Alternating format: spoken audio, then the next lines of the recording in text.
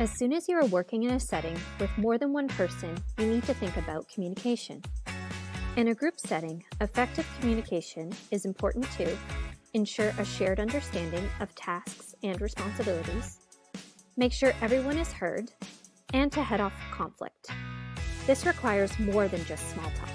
You need to be intentional about setting up a supportive environment so group members feel able to be honest and open.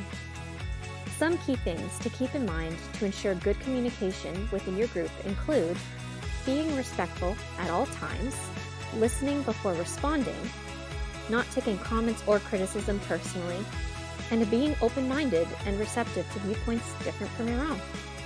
First, we will cover group meetings.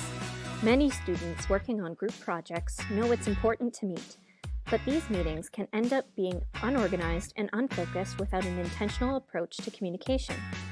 One way that you can manage this is by designating key roles like facilitator, note-taker, and timekeeper, all connected to keeping communication productive and on track. The facilitator needs to communicate meeting agendas ahead of time, so group members can prepare for meetings and be clear on what needs to be achieved each time. During meetings, the chair or facilitator needs to listen and summarize ideas or agreements to bring discussion forward. They also need to be mindful of whether certain voices are dominating and find ways to make room for other voices or opinions to be heard. The note-taker needs to create a concise and accurate record of what was agreed to and itemize action items where follow-up is needed. All group members need to read the minutes and follow up on what was agreed to. Group conflict.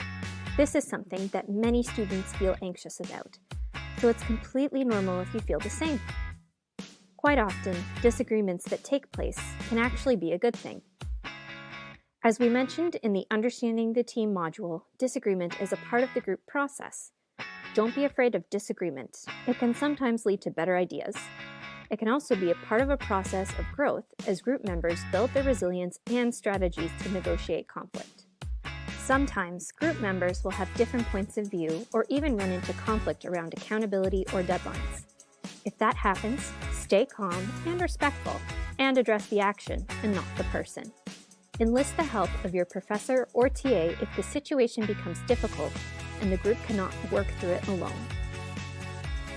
Finally, spend time talking about what modes of communication work best for your group and when it is best to use each form.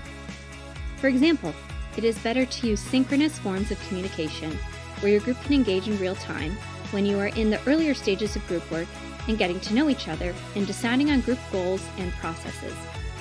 Synchronous communication is better for high-stakes decisions or check-ins, so in-person meetings or video conferencing tools like Zoom can work really well here.